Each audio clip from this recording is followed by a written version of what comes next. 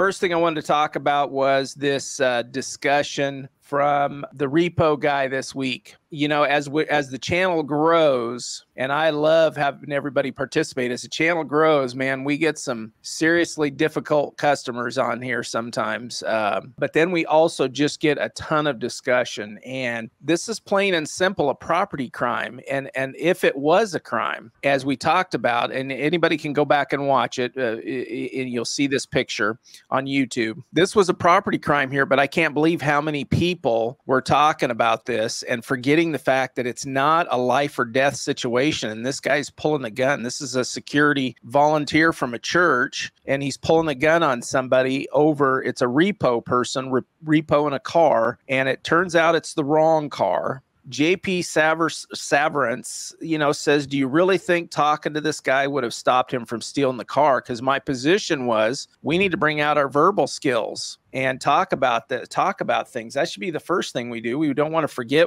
we're trying to create a warm and welcoming environment for people. Like I mentioned in the video, I mean, we even want this repo guy to come to our church. We should be trying to be warm and welcoming. He's got a job to do. And so many people were discussing this, you know, trying to talk to a guy stealing a car, really. And we got to remember, first of all, he was doing his job. Second of all, even if he was stealing a car, we're not talking about a life or death situation here. We're talking about property. And I don't care what state you're in, what country you're in. Generally, most places that I know of, property crime does not equal using force against someone like a gun, using deadly force. So it's something I want to make sure that we're continuing to talk about. And in fact, there was some discussion, you know, that the repo guy made a mistake. And my position is it possible that if we would have been talking with him instead of giving him guff and pulling our gun out and that kind of stuff, would he been able to confirm that that wasn't his car that he was looking for, that he was looking to repossess? So I'm still under the impression and still taking the position that verbal skills would have been a lot better in this situation. Bringing those out, be warm and welcoming. Let's talk about it. Let's not pull our gun in a property type situation. Obviously, we don't need to be pulling our guns on this. I agree with you on that. It's not necessary to do that. And the verbal skills are absolutely critical. In this situation, which is something that most of us don't think of, is let's check the paperwork against the VIN of the car and make sure that it's the correct vehicle. If it's not, then he needs to go on his way. It might even be a situation where we need to call PD and get them involved, have them check that out. We certainly don't need to be pulling a firearm on somebody. You know, and especially as soon as we figure out this is a repo guy. I mean, we may not like repo people. I actually did a little bit of repo work right out of high school.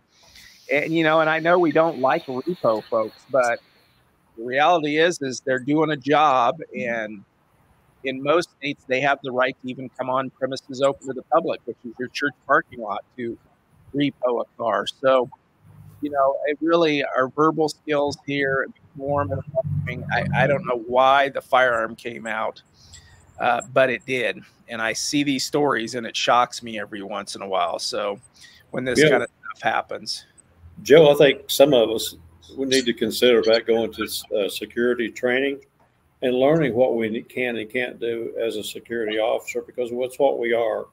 Yeah. Security officers, and that training would be beneficial to us if we get into situations like that. If you're in a crime-ridden area, especially, you need to be safe and know what you can and cannot do. What your your legal responsibilities are. For sure, yeah. All right, buddy. Everybody, you know, as you're coming in here, if you have a question for us, I see several people jumping in.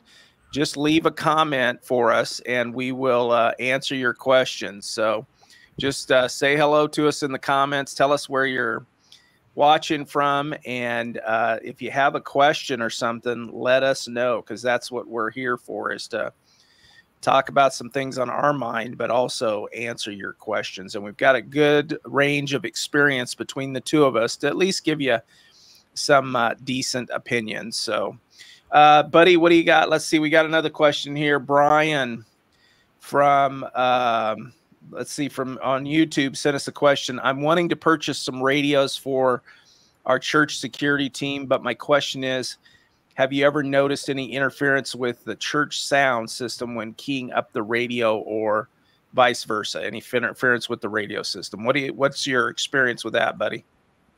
I haven't experienced any interference. We've used your typical walkie-talkie that you go get at the box store or something, and that has not interfered. We do get interference from other people, but not interfering with our service as far as the sound system and those kind of things. We just purchased MERS radios, and those are on 5 different FCC frequencies, and those certainly do not interfere at all. Yeah. And we use them frequently. The Zello might be something that would be beneficial. I don't think would interfere because it's using telephones. And I'm not real familiar with that. We did look at it, but I just couldn't get everybody to buy into it. So yes. That's why we're using that. And we did talk about that in the church security community, our little community that we have.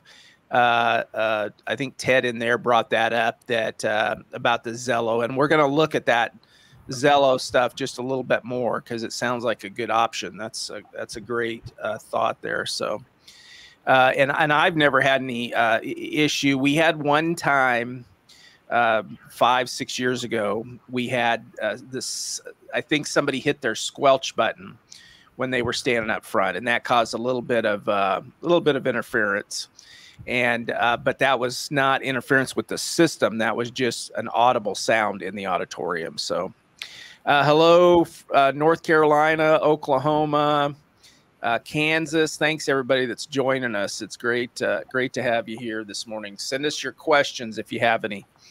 Anything else on the radios, buddy? No, I think it's pretty simple. Radios today and the electronics that we're using in our sound systems, they don't get that interference. I haven't experienced that in several years. Yeah. I'm the same way. And we use the MERS radios, the Retevis RTV 27Vs, I think, are the ones that we use, and great little radios. I love those little radios. So, and we've had them now for, I think, going on about 3 years, and they're real hardcore. So, okay, our next question. And I got the lawnmowers out here this morning. All of a sudden, landscapers decided to show up. And Buddy's got chickens in the background. So, I do. Buddy, Soldeo Musical. He's been with us a long time, one of our long-term followers. Churches love to feel like they have an open door policy. Does your home have such a policy, or your business, your local bank, Costco? Is it really an open door policy? They seem to prepare for the worst while we swing open our doors wide open to any and everyone and hope for the best. What are your thoughts on that, buddy? Because that is a big deal. I mean, we pride ourselves, our churches, welcoming everyone, traditionally welcoming anyone in. But what are your thoughts on that? I agree with you that, and this is an issue that I've had at another church that I was at, that had somebody had some mental issues and they wouldn't take their medications and those kind of things. And we try to help them out and get them hooked up with the doctors and the right people with the social services aspect, and help those folks out. But you've got to pick up on that stuff before it starts happening. You pick up a lot of it in the parking lot, and somebody looks suspicious. Even in department stores, they know who the trouble is. They know the body signs and the signals, the way they act, the way they look around, the way they do surveillance. Most of us will not notice that, especially in church, because we're not trained for that. And we need to be a little more attentive to that surveillance issue. And if there's someone that is suspicious, just shake their hand and get to know them, kind of pat them down at 3 o'clock when you're saying hello, and see if they're armed. Look at what's their attitude, look at their eyes and see if they're looking around, if they're trying to ignore you, if they're trying to stay busy, and if they don't know where they're going, help them out, get them familiar with the people in the church. I've even got some folks on my greeting team that I could call on that are really great with folks, and let them spend time with them. Then I'll just sit back and observe and see what goes on. And that really helps out a lot. It keeps down a lot of trouble. And by doing that, we haven't had any situations at our church in probably 3 years. Yeah. Yeah, that's great. Yeah, that is what I always say. That's the awesome thing about being on the security team is you're watching people and talking to them, and the ones that you feel like need your attention, you go up and be warm and welcoming and friendly. You're screening them as a security person at the same time that you're loving on them as a church person. So it's one of the few ministries that really we can do that kind of stuff. So that's awesome. So and and we have the issue is, and we just have to talk to our leadership. The issue is, we can be a warm and welcoming environment and have open door policy, but then be ready to screen somebody out for the good of the folks so that their service isn't interrupted, that kind of thing. So we have the right to refuse service. The issue is is your leadership okay with that? Because that's the deal is can we kick somebody out if we feel like they're going to interfere with the service, or because of mental health issues, or they're maybe under the influence of something. And that just takes a quick conversation with your leadership on, is that going to be okay if these kind of things happen? So we have the right to refuse service, just like any other business or any other place. So anything else on that? No, I think it's pretty well. Did good. We got people from Colorado, Idaho jumping in here. It's great to have all of you here. GP asks, we were talking about the radios. Here's the Retevis. Let me get on a different screen here. Here's the Retevis RT27 that we use. And small, you can see in the palm of my hand, it fits real well. The earpieces that we use are the Secret Service type. GP's asking about that.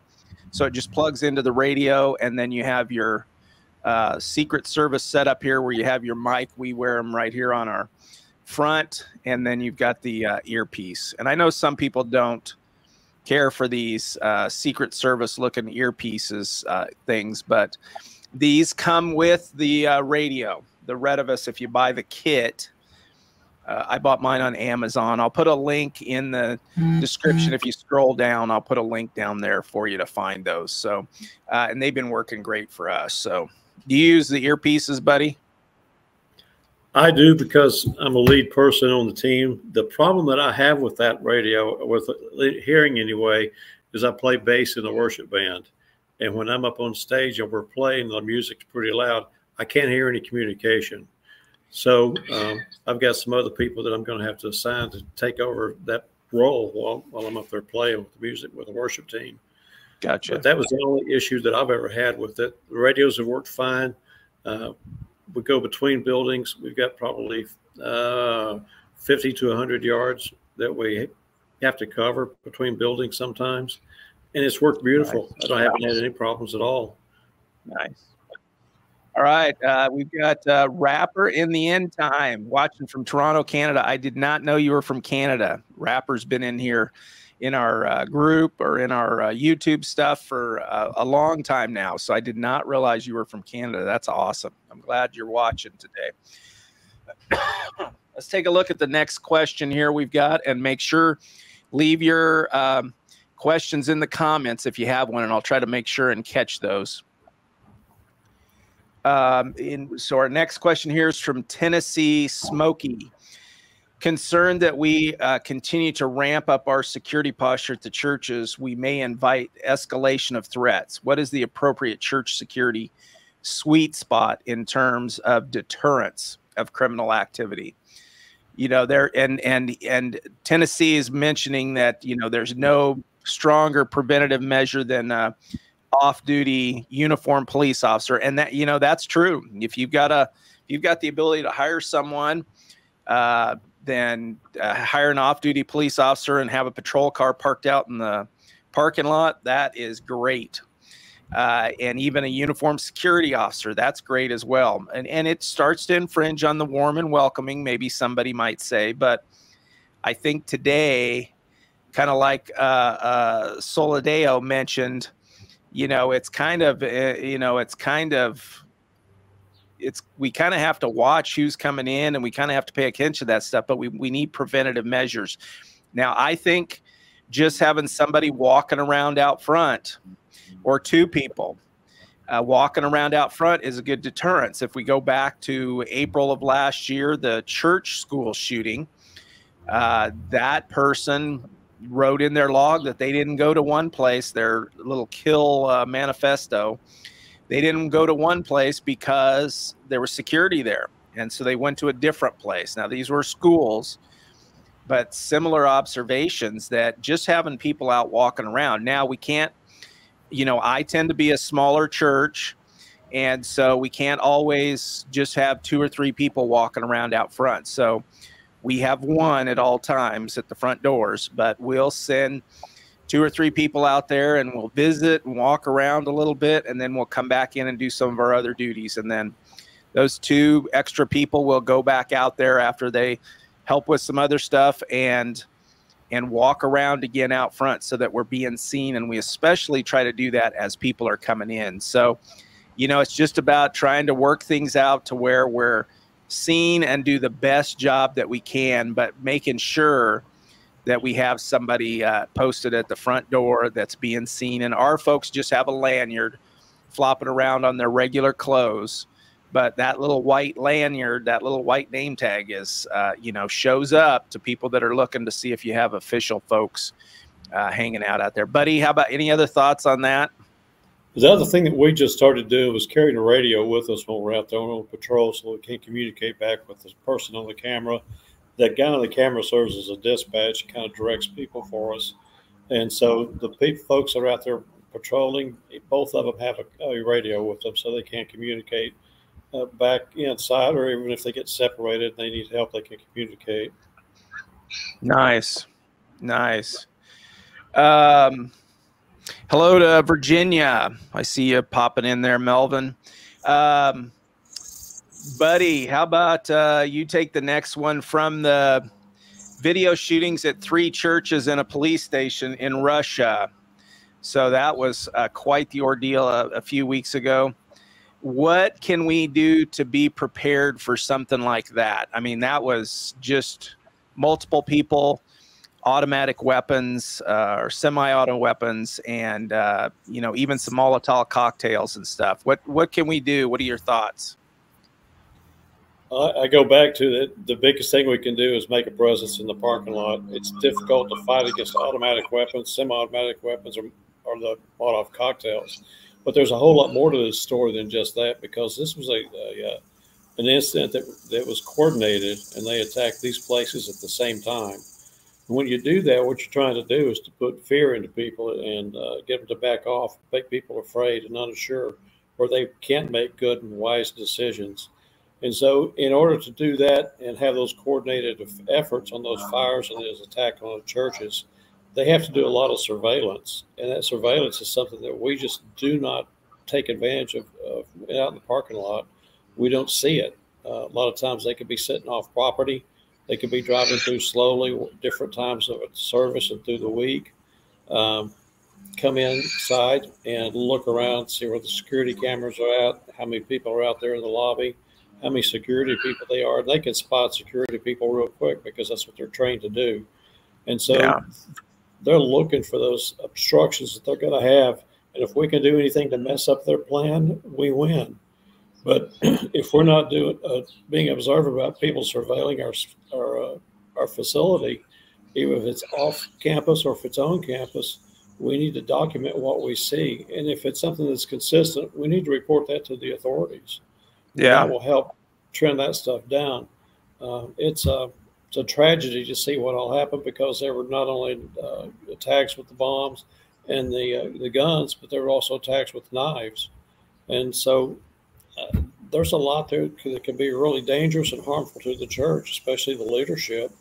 And we need to be attentive to any type of surveillance activity that takes place outside or inside our church. You get a group of people walking in the church and they separate when they come in and go to different parts of the church. That's a big warning sign. Keep an eye on those folks. So yeah. I think that's something we need to do, is just make a huge presence. As if, what you can. Sometimes we don't have enough staff to do that, but make it all the presence that you can out there, and watch for surveillance activities. Yeah.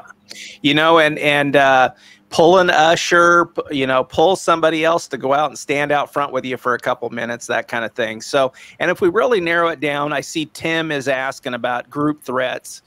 it's really narrow it down to what we talk about, as well as, what are these new things that we might start seeing if you look at these threats overseas, these kind of things as groups that are coming to the U.S. and Canada and other places. They really, we start looking at group threats, multiple numbers of people. We start looking at firearms that they're using, which is, we're used to the lone wolf that comes in with one gun or one handgun, but these people may have multiple semi-auto weapons and lots of firepower. And we also have to look at the fire. They tend to use fire a little bit more if we look overseas. And again, these people are coming to our areas in Canada and the U.S. And so, having what are we going to do to prepare for those? And you have to decide those things. So for me, it's making sure I've got more fire extinguishers up front, or make sure that I have one up front that's real close in case something like that happens. And we also have to talk about knives. We tend to be seeing more knife attacks these days. So that's the way we can really get focused, like Buddy's saying, get our presence as big as we can get it, which, maybe only one, like Tim is saying in the comments. What do you do with one security person? Just make sure that security person's being seen out front with that lanyard dangling, is my opinion. We don't have to have a bright yellow security shirt that says security.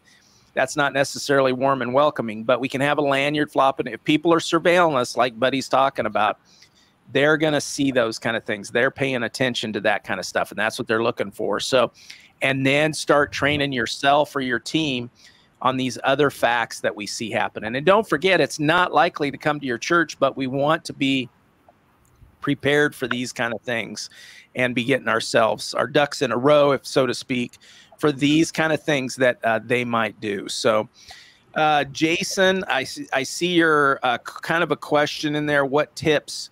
Give me some specific questions. I'm not following completely what you got going on there. I apologize for that. Okay, Buddy, what do we got going on here for questions? We've had a church security team at our church, but our team leader resigned, and we are needing a new leader. How do I organize this? Any thoughts, Buddy? A new team leader thrown into it, it sounds like. I think he just answered his own question. How do I approach that? When you do that, you're taking a leadership role.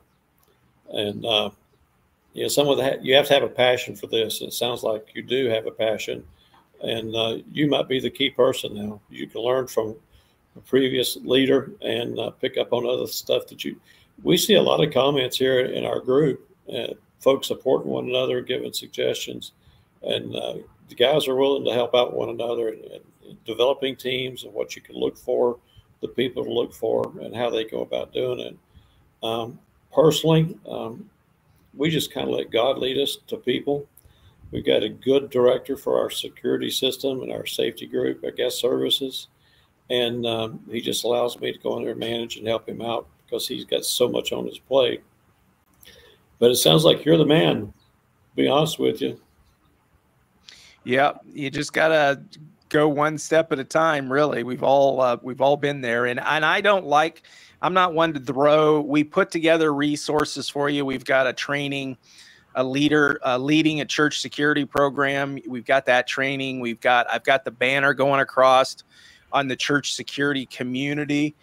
These are all things that we charge a little bit for, but they are great. That community is just on fire with people in there talking about what they do in this situation, what they do in that situation. So it's a great resource as a new leader to jump in there, and you can join for like 3 months at a time. Now, that said, I hate throwing the commercial stuff at you, but we put it together for you. And that's what I would recommend. There's other channels out here that are promoting other things. Look around, and you've got the Church Security Answer Man right here. We've got all kinds of free videos and stuff that you just look through our videos, find stuff, have a training. That's what I would suggest, is that you have a meeting and have a training with whatever people you have. If you just have a couple people, let's get together and have a training. And that starts your leadership process where you're saying, I'm organizing a meeting. Let's get together and talk. And then you can show one of our free videos right here off the Church Security Answer Man to get you kicked off and to get you some directions going. So what do we got here? Dennis. Joe, Ted just jumped in here and sent us a note that he's having problems getting logged in with the internet issues that are going on worldwide right now. That might be a difficulty.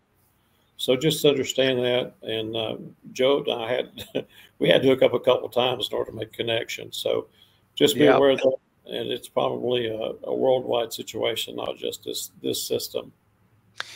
Yeah, that's a great point. In fact, I had to cancel an online meeting the other day because of the internet was down. It was during a storm, but it was just down. So things happen. Unfortunately, it's great tools. I love the tools, but sometimes they're just not very friendly. You know, Dennis talks about a lot of stuff here. You know, they've got a great, dedicated, and friendly team. They're visible.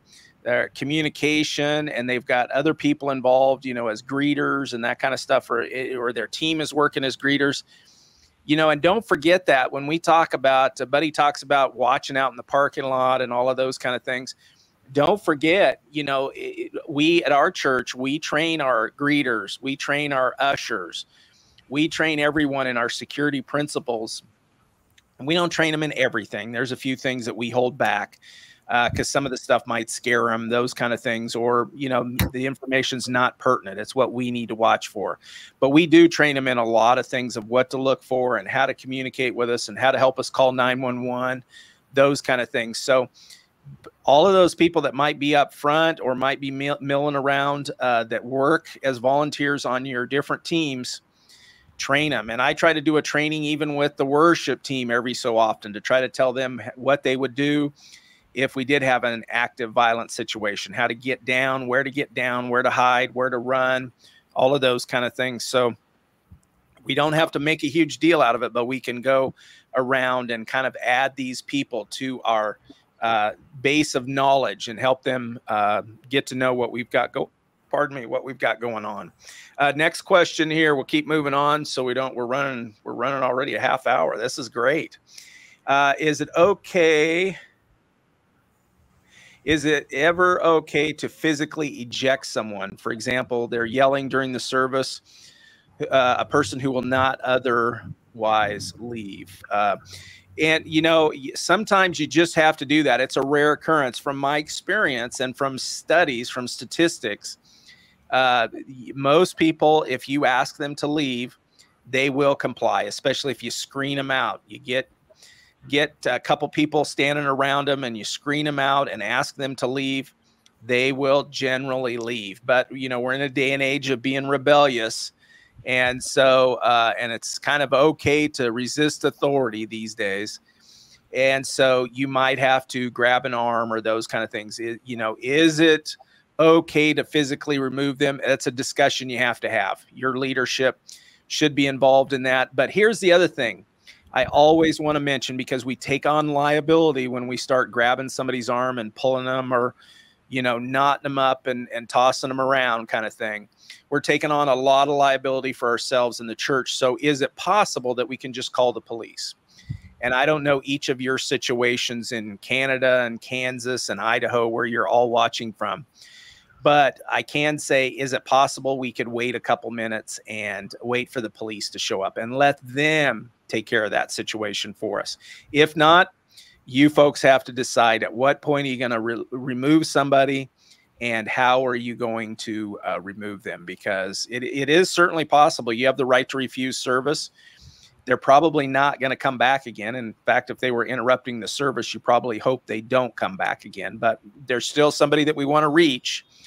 But the reality is we're probably going to be turning them off and we're going to be sending them out the door.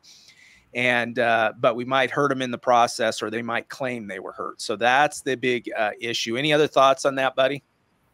Yeah, just simply tell them, hey, when you walk up to them, say you need to leave. The police are on their way. That typically will encourage them. Hi there, I got the grandkids running in here. That typically will encourage them to follow you. Then another thing that I've learned is just to simply ask them, hey, tell them hi. Hey, okay. Is that if you just simply ask them, hey, follow me. I've got an idea. I want you to follow me, and turn around and walk away. They will typically follow you right wherever you go, wherever you choose to take them. And that's worked out real well for me. I've never had someone say no. They've always followed. Yeah, that's right. And that's what I find as well. People are pretty cooperative. They want to say their thing, but they're not here to be violent. They just want to speak to your congregation or do their little interruption thing that they see as is okay in their world. Melvin asks, he's got a discussion. We don't have any identification except radios. How important is it that rather than just how is it important, I guess, is it to be identified rather than just trying to blend in? And you know, there's all kinds of different opinions on that. My opinion is something balanced. And I think Buddy does the same thing where we wear a name tag lanyard that flops around and it says guest services on it. And that's what we're called, is guest services, but we're really security. And so, but that name tag flopping around on a lanyard, and we get the breakaway one so that if somebody grabbed the lanyard and wanted to fight with you, then it just pops off. But that lanyard gives you a little bit of identity, but it's warm and welcoming. It's balanced by not saying security on it. It says guest services. That's my opinion. And so that, you know, that gives you a little bit of identification. If you're out walking around out front, somebody knows you're connected with the church. And if there's a couple of you out front and you both have those lanyards flopping around, it kind of sees, you know, there's kind of uniformity there. And people can kind of see, okay, there's a couple people that are somewhat attached or official with the church that are out there walking around, and you're a go-to person as well. So I think a little bit of identity, that's my opinion, is important. So, but I know a lot of folks that like to be just dressed in normal clothes and not identified. And I think that's a choice. Anything else on that, Buddy?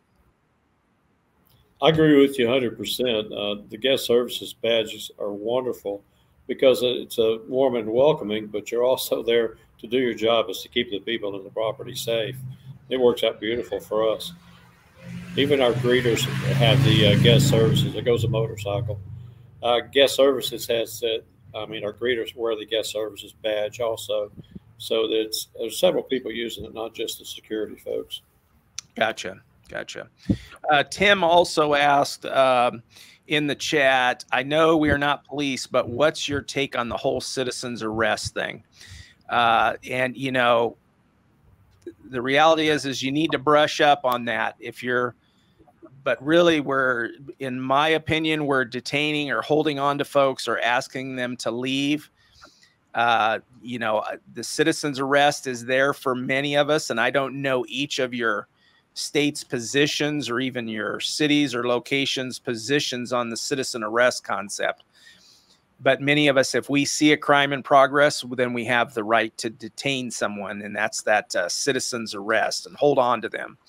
But, you know, really, we're trying to detain someone. The last person that I called the police on, I just stood and talked to them, but they were a bit out of control in the parking lot. So I stood. Sure, I could have held him down, or I could have grabbed a hold of his arm or something like that. But instead, I had a greeter call the police.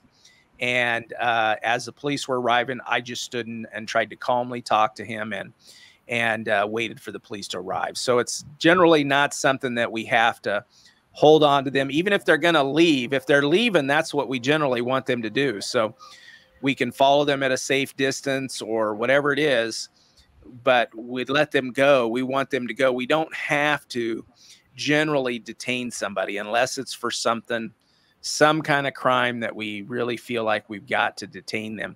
Anything else, Buddy, on that different perspective? The only thing I would do is just the minute we see something unusual or disturbance, is simply call the police and let the PD handle it, and let the people know, hey, the law enforcement's on their way. And that typically will help calm them down a little bit and help that situation. Yeah, for sure. The police are a great resource. I know some of you, the police can take a while to get there, but it's often, and as soon as we can turn things over to the police, they're a great resource for us to help us with the liability and help us control somebody. As soon as we touch somebody, as soon as we get too involved with them, then we could take a chance of them claiming that we hurt them or something and come back to us. Let's see what else we got here. Bob, that's great. Using the word staff. Hey, I like that. Whatever you can use, the warmer and more friendlier, then the better, I think. Melvin says that his ushers and greeters wear name tags, but the security apparently does not. So great. All right. Our next question here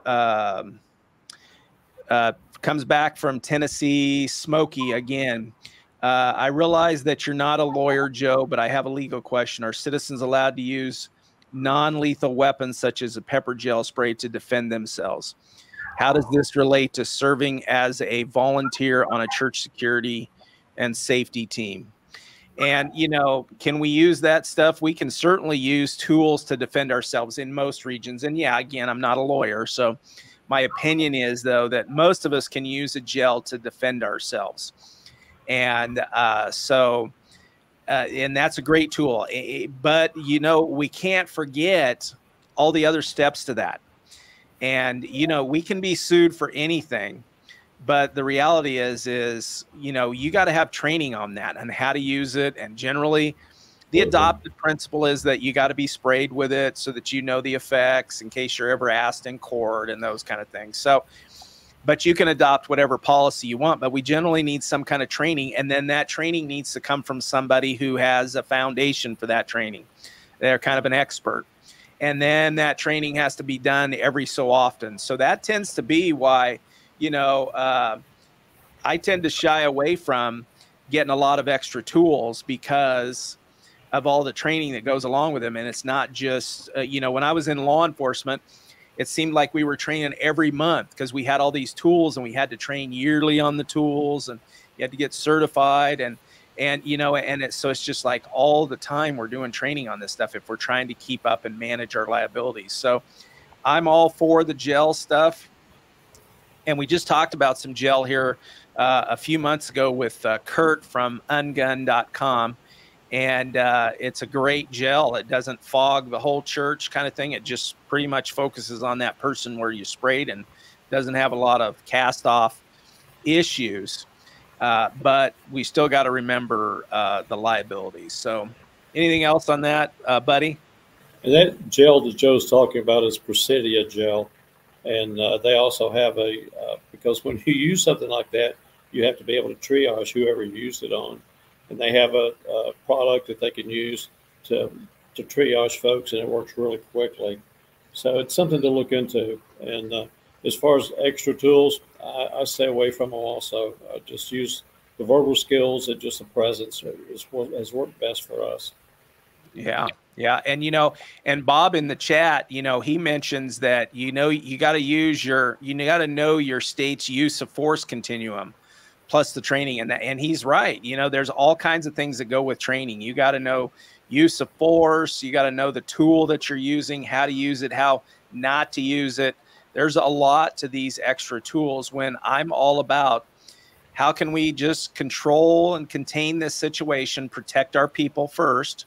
Which don't forget, sometimes in these, I want to always remind us, sometimes in these scenarios that we're thinking about or these situations that happen, the best thing to do may be to ask your congregation to leave while you hold this person or while you're dealing with this person and waiting for the police. Maybe if they have a big stick that could hurt somebody or a knife, do we have to take action right now? Or could we just ask the congregation to step back or go into another room and while we wait for the police to show up so nobody else is in danger or nobody else is possibly having an issue. So so thanks for sharing that. Let's see here, buddy. How do eyeglasses affect the gel's effectiveness? You know, have you used this gel yet? I haven't used a gel, but I would imagine that it's going to, if you get it on the forehead or around the eyes, it's going to run down into the eyes. Yeah. The eyeglasses are going to deter it some, but not a lot. Yeah, and you can contact Kurt's our guy. I love Kurt. He's a great guy, former law enforcement officer. Now he's got a less lethal shop in Southern California. So you can send a note to Kurt at ungun.com and ask him your questions about that. He's a great resource. He'll give you the straight scoop on that stuff. Buddy, what is we've got another question. What does insurance cover? I'm sorry, I shouldn't laugh at that, but it's truth. Insurance covers probably very little, because if you do one thing out of line that doesn't comply with the standards, they're not going to cover you. They're not going to protect you. I don't care who you have. This is something you need to discuss with your insurance company, your agent. You need to have it in writing, what you can and can't do to protect yourself, because if you make a mistake on there, it's on you. You need to have some personal liability insurance. And even if you've done something that's out of line, you don't have any coverage. So that's my experience with it anyway. I know Joe has talked to some insurance agents. He's probably got some more information. Yeah, I'm trying to look up the story, but it's been a while back. But we talked to an insurance agent, and that was very enlightening to me. It was 7 months ago. Let me see if I can get you the date here. It's called "Is Your Security Team Covered?" And we did that. It's been about 7 months ago. You can look that up on our YouTube, Church Security Answer Man, right here where you're watching. But when I talked to that insurance agent, that was one of the interesting things that I learned was, unless you specifically talk about it with that insurance agent, it may not be covered. So you can talk about the security team in general. And I would propose to you that some of our churches are still not talking about the security team. They're getting insurance and they're not bringing up the security team. And so in that case, the security team's not covered. But even when you talk about it, and I'm going off of what I learned from this security person, or what I believe I learned, is that if you don't discuss it, it could not be covered. So if I discuss the security team, but I don't discuss the fact that they cover a gel, or that they carry asbatons, or they carry something else, if they use those tools, there's a chance they may not be covered in their protection of their liability. So one, you need to look at it and need to discuss it with your agent. So many times from talking to that agent, but also from what I hear, we try to avoid discussing a topic because we don't want it to cause issues. But if something happens around that area, then and we didn't discuss it, and there's an issue, then you're not covered. And as Buddy was alluding to, my feeling walking away from that video was, when it really gets bad, when things really hit the fan, so to speak, there's a good chance that your church will be covered, but you will not be covered as a church security member. So you really got to discuss these things. You got to know. And when it comes down to it, I almost recommend, in fact, I do recommend, you get your own insurance. So if you really want to make sure that you're covered, get your own insurance. And I don't have necessarily a recommendation on that. I'm working on a couple shows on that. So, that you really got to watch out for yourself. Any other thoughts on that, buddy? I've gone to my homeowner's insurance company and talked to them, and I was able to get a liability umbrella. And so that was easy to get. It's not real expensive. But here again, it's just going to matter what the conduct is and whether or not I file for them to cover me. Yeah. And you better ask them, if you're getting an umbrella coverage personally, you better ask them, will this cover me at church doing volunteer security work if I hurt someone or hit someone, or what? You better ask them the details of those possibilities. Okay, any other questions? We're getting ready to wind up here. So if you got any questions, make sure you throw them in the comments. Joseph says he's a big fan of wearing low profile, clear eye protection at all times. And I know a lot of people that do that kind of thing. They wear their shooter's glasses. Bob says he uses U.S. Law Shield as an individual concealed carrier. And I hear things about that and other companies, and you just got to dig into it. And I appreciate that, Bob. Appreciate you mentioning that. So Yeah. you got to dig into it, and don't just get what you think is a blanket protection or that you're covered. You got to ask questions of these insurance agents, because that's part of their industry, is navigating through liability. And if you haven't talked about it, then you might not be covered. So thanks again, Bob, for mentioning that. Buddy, I got one more question here if nobody else pops one in. Do you have any comments on the use of tasers?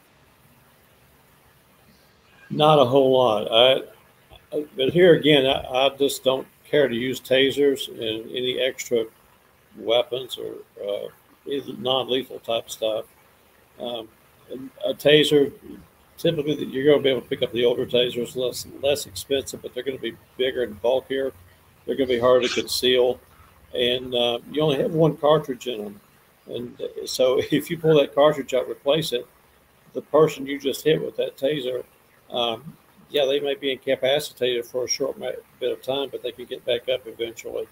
The only time I've seen those used working securities in crowd control and riot situations, and you just take it and you dry fire it, put it on people, but you've got to be real close, enough to touch them with that taser once you pull that cartridge off of it. I've seen guys go through 3 or 4 cartridges real quick, and then they're pretty much done unless they get close enough where they can use it. We just reach out and touch someone with it. But I'm not a big fan of it in a church setting.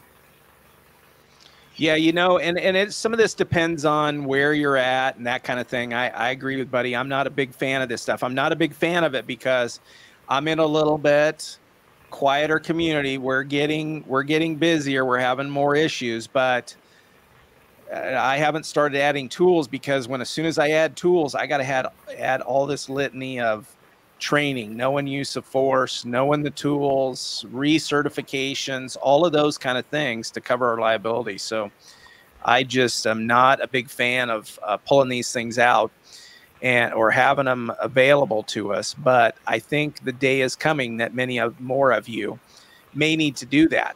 And you got to decide, meet with your leadership and decide what you need to do. What tools. Certainly we don't want to have no tools available and a gun. I think that we've got to bridge that and decide, is there any other tools? We're looking at the gel stuff now that it doesn't fog the whole church, so that way I have verbal communication, hands-on, and then I have a gel, and then I have firearms. So I have something else in the middle. That's the kind of stuff that we're thinking about. And so otherwise, you just, the liability and stuff is certainly a big issue for you. And where am I going to get the training, that kind of thing. Bob also mentioned the local PD. What suggestions do they have? And also, sometimes you might be able to get the local PD to help you with some training, or help you find an expert that can help you with that training. Now, I want to suggest, as we're winding down here, I don't see any more questions. As we're winding down, I want to mention you can get a lot of information. There's a lot of good folks out there talking about church security stuff, but we do have resources for you that I certainly want to promote to you. And, you can go to churchsecurityanswerman.com, churchsecurityanswerman.com, and we've got free information, paid information. It's just a hub of stuff there. There's even free stuff you can download right now to read or look at. And in one of those is a free training guide that lists out, I think it's currently 23 training videos that are free on our YouTube page that you can get right now and show to your team, or you can watch. But there's also courses on churchsecurityanswerman.com where you can go through the course and get a handout and get a certificate at the end. So you can put it in your personnel file, or put it in the church file, or however you want to do that. So we are one resource that's out there, and there's others that are good. And I also want to make sure that that we have our stuff out there as well. So any final thoughts, buddy, as we're closing up here? Yeah, Joe has a lot of shorts out there with church security, and I use those a lot of times on training. I've got a group set up for our safety team, and I would just make a bulk mailing for those shorts. It just gives them for some training through the week. Yeah. It's a great resource. I think Buddy just lost his internet. So, all right. Thanks, Buddy. And thanks for watching us today. And anything we can do for you, send us a note through that churchsecurityanswerman.com. And again, thanks from all over the U.S., Canada. We appreciate you watching us. Thank you. Have a great week this week.